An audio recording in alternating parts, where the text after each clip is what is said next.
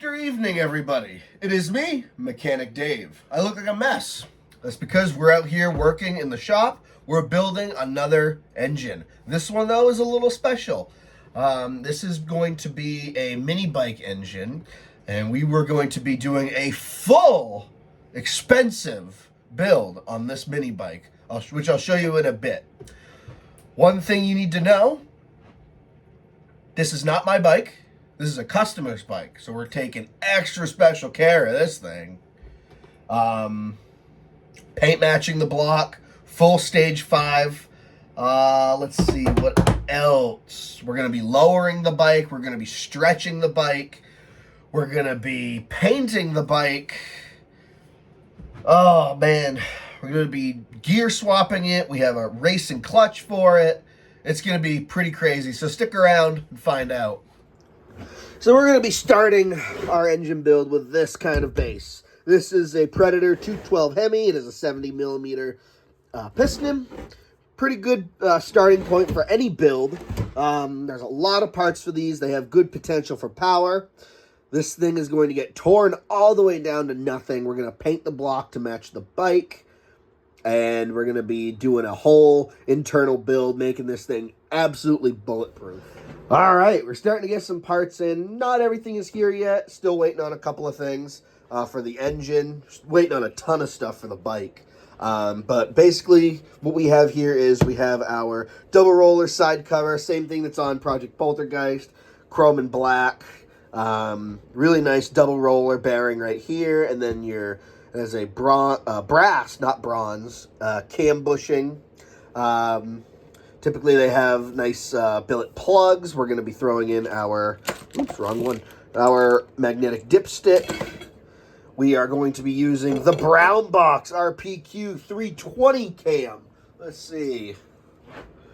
There's your cam specs right there. The Maikuni knockoff carburetor. This is a PWK. This is a 26 millimeter, so it should be pretty good, especially with the ported out Hemi head.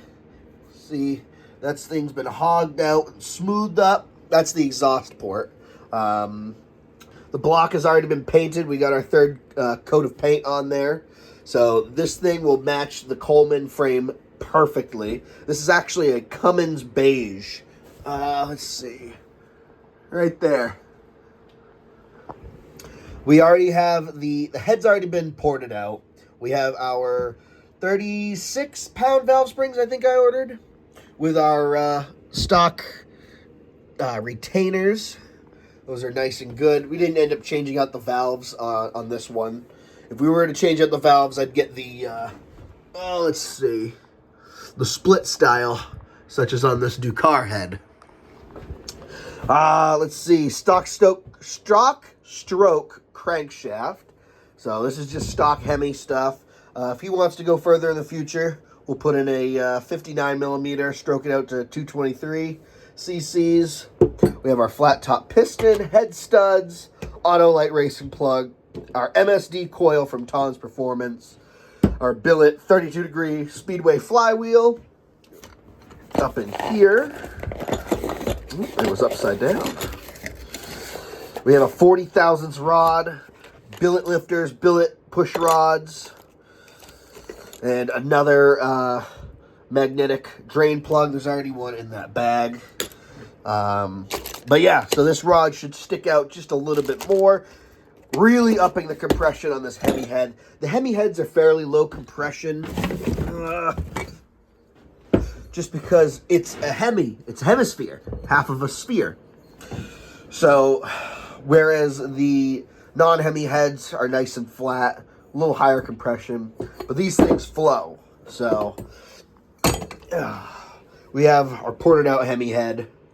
We're going to be using a thin metal head gasket on it. And yeah, that's about it. When putting the head studs in, always remember, red Loctite. You don't want these loosening up or coming out, at least not very easily on their own. And then secure them, thread a nut on upside down, And then right side up. Get those two surfaces together. Tighten the nuts against each other. And now, oh, it's backwards. And now, you just thread the stud in there. Cinch her on down. There. And then, you just loosen your nuts. Boom. And then on to the next one. Getting the side cover installed, and one thing that is good to note is, one, always remember to put in the Allen drain plug right there. I never use it just because the factory drains sit lower anyways. Always use red Loctite on that, and the barb fitting, and the other plug if you're not going to use it. And then when it comes to the rubber line gasket, always have your part as high up as you can. I made the mistake of having it down here and then down here one time, and I was constantly fighting leaks. Even though the gaskets were all brand new, there was nothing wrong with the mating surfaces, but the tiniest little gap, oil will seep through. So you just want to be on top of that. And then the block pins. 1 and 2 are the perfect sizes. 3 and 4 need to be drilled out. I'm pretty sure it's a hair over 5/16. I can't remember what that was. I'm looking at my drill bits right now. It's like 7/16, I think. I don't know. I can't read. But yeah, you will need to drill this and this out to make all those block pins work. All right, we got the rolling assembly all put together. Got the side cover on there, nice and torqued down. Head studs in. Billet rod. The 320, what was it, Cam? 320, 325 Cam from Brown Box. Got our head studs in there. And we have our magnetic dipstick, our magnetic drain plug, our billet plug. It is now vented. This is going to go to the valve cover spacer, and then the valve cover is going to go off to its breather. So if it does puke any oil up there, it gets onto the rockers and all that before it goes out the breather. So this part is all set. Now we can get to assembling the top end. This is the tank right here. Unscrews.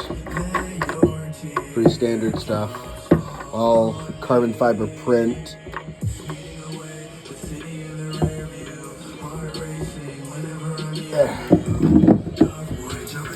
Let's see, we got the Pro Taper grips.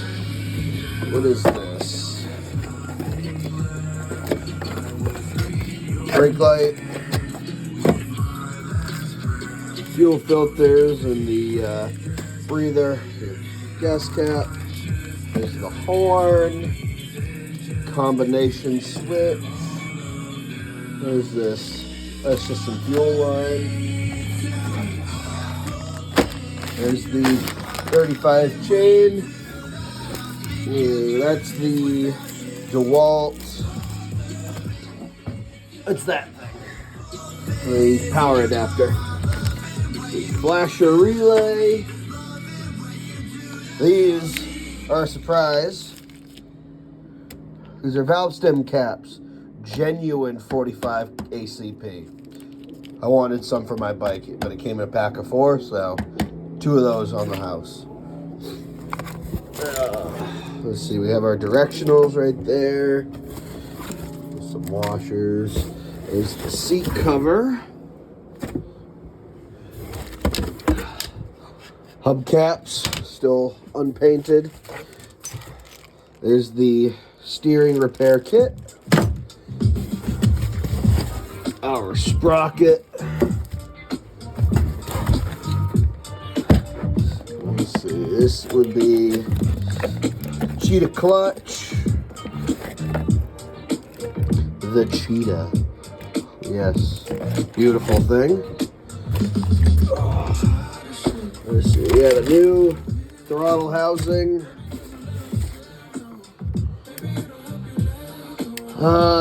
New kill switch. What is this? This is the headlight. So that's all that I have in currently. And then motor is right there. All right, working on the Big Nasty Bikes stretch and drop kit for the Coleman. So you get these really nice cut pieces of nice thick steel. You get some bolts and washers. So these tabs bend forward, or upwards I mean, and then you drill a hole 1 and 2, and then you bolt everything on. And I suppose you could throw a weld on there, but we'll say it's fine. So just like that, you bend the tabs upward, and then the kit is gonna go on there like that. And you can see that hole lines up pretty much right there. And then we will drill our holes.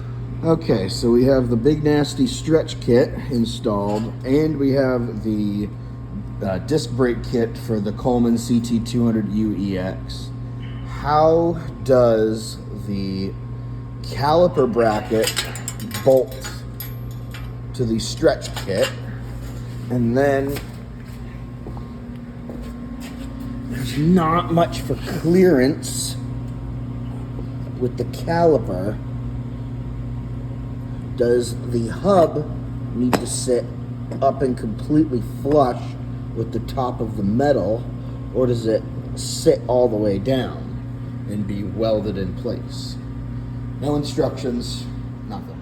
All right, so the Big Nasty stretch and drop kit and the disc brake conversion kit is pretty much done. All we need to do is tack weld our hub into where the drum was. We want it sitting flush, and then you have the one, because this isn't slotted, you only have the one position to line it up in, so it stays pretty centered for the most part. Just wash the frame, gonna dry it, make sure everything is ready to bolt on, get rid of those 2 pipes, and then it's gonna get primed and painted. All right, so we have the seat and the fuel tank just sitting on there. Motor's not bolted down yet, but the bike is starting to take shape. We have the drop kit and the disc kit tacked in place. It needs to be welded all the way around, but it works. We have the new handlebars on there. So we're gonna mount the sprocket. We'll get the clutch and the clutch cover on there. And once everything fits, the whole thing will get disassembled and we'll paint the frame. But looks like a bike, looks really cool. Still gotta finish the bracket up front to hold the headlight and the fender.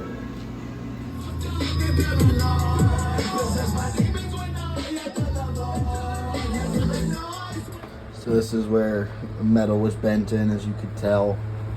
But overall, looks pretty good. Some scratching, residue. This one, I need to fix this area. But where was it mended? Right here. This is where it was bent in right there. I don't think anywhere else. There's a little bit of a divot right in here.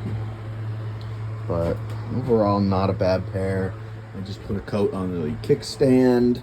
This is the headlight and fender bracket for the front. All right, a little bit of progress on Desert Storm, the Coleman. We got the Big Nasty Bikes kit all fabbed up, and we have the disc brake conversion all set. Got the hub welded in there. We have our bracket here, our rotor's over there, and the caliper is right there. Everything is completely spread to the wind. But this is how it ended up getting installed. So right along that weld right there is where your channel sits. And then I think you drill holes 1 and 2. 3 can go there. That would normally be your adjusting for the stock axle. You see it would go from here to where that bolt is. And because it would be up here, but unfortunately with the Ah, fuck. Unfortunately, because of the caliper bracket, had to be relocated, but that's not a big deal. It's bent a little bit right now. But this hole right here lines up with roughly the center right here. So you get about an inch, inch and a half extended, and a 2-inch drop. So still pretty good. It gives it a good stance. But yeah, just straight bolt on. The only welding you have to do, excuse my welds, is the hub onto the stock drum location. It's hard to get it nice and flat and even, but managed. So now, cutting off useless tabs that won't be there. Tab here, tab here, tab here, tab here. Got all that cut off and smoothed out. I'm gonna try and bend that foot peg back, but then this thing's gonna get primed, and then we'll paint it to match the engine, and we'll get to start assembling this thing. All right, so we got the frame set up on a stand, and we are in the middle of sandblasting it. You can see it's working pretty well. Open the valve, get the pressure back up into there. It's coming off pretty good. It was sprayed with some paint stripper in some places just to see if it would be better, but it seems the sandblaster is working way more. So middle of sandblasting, starting to look good. Frame's almost all stripped of the old paint, and yeah, doesn't look half bad. Still got a couple of places to do, but we're getting there. All right, so the Coleman frame is completely sandblasted and in primer. Once this dries, it'll get its first coat of Cummins beige paint. So looks pretty good. I'm very happy with how it came out. Looks very clean. And we have the 3D printed hubcaps all painted chrome and glued in place. Still need to flip the tread around on this back one, but got the sprocket installed. Basically everything is painted now. So the fenders are now black and the kickstand is all beige. And there we go, first coat of paint on the Coleman Desert Storm project. So we're just gonna let that dry up, get it on a second coat, and we'll be good to go. All right, we have our final coat of paint sprayed on before the clear coat. And I just wanted to show the difference between the Coleman beige and the Cummins beige. It is a slight difference, but it is noticeable. So, I don't know. I think the Cummins beige looks a lot better. All right, so now that all the framework has been done, it is time to start assembling this thing. So over here, we have all the parts. Really nice new headlight, fuel tank, painted fenders, seat cover, really nice cheetah clutch. And obviously we did the big nasty bike conversion. So that's gonna stretch it and drop it. And it's also gonna give us disc brakes. So we're just gonna go pick up that tire from the tire shop and we're ready to start assembling. And this bike is going to be receiving this Stage 5 212 Hemi. Really stoutly built, painted to match the frame, so it should look really clean and good. So let's get to installing some parts. All right, huge progress on Project Desert Storm at the moment. We have the engine mounted, foot pegs on, fuel tank mounted, seat mounted. We have the rear tire on there. It's not center, but it's pretty damn close. Turn this around. We have the clutch and chain on there. I'm gonna get the chain guard on next.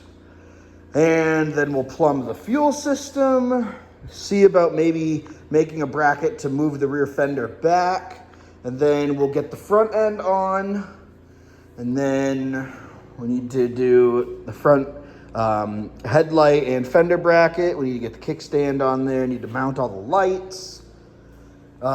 Next we'll be mounting the caliper. But she's starting to look like a bike again. Oh, it's starting to look like a bike again. Look at that. So front end is mounted. I don't know if I have the rear fender on the front, but I feel like I might. Headlights mounted. Had to re-bend the brackets to make it work. Installed the directionals.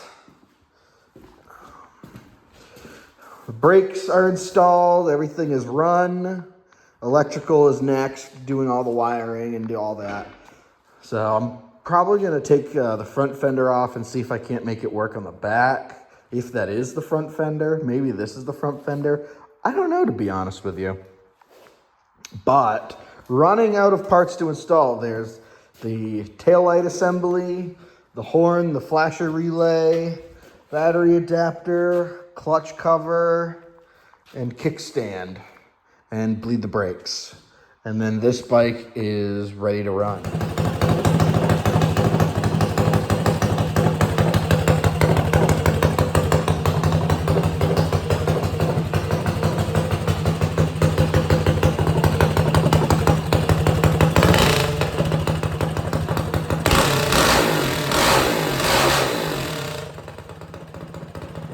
Guys, Project Desert Storm is 100% complete. We're no longer using the Cheetah clutch. We have a CVT with a torque converter with 12 and 53 gear.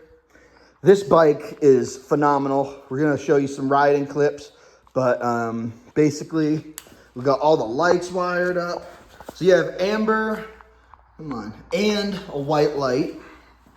We have directionals, brake light. Let's see, front directionals. And the horn. So this bike came out absolutely beautifully and amazing. Moving the rear fender back and was able to keep that. Repainting the whole frame and painting the block is really nice. All the stickers on it. I mean, even the exhaust, the fuel tank, it's awesome. The Big Nasty Bikes rear stretch and drop and disc conversion kit are fantastic. Brad, you knocked it out of the park on those. And yeah, I mean, the frame is still a little kinked up there, but honestly, you can't even really tell. And if he hurts this bike and bends that, we're just gonna get a new frame and move all the stuff over. That's the nice thing, is everything on this is bolt-on. Nothing is welded to the frame that can't be moved. So I'm very pleased with this. We're gonna see his reaction to this bike and all that. So stay tuned, and we're gonna take this thing for a couple of rips.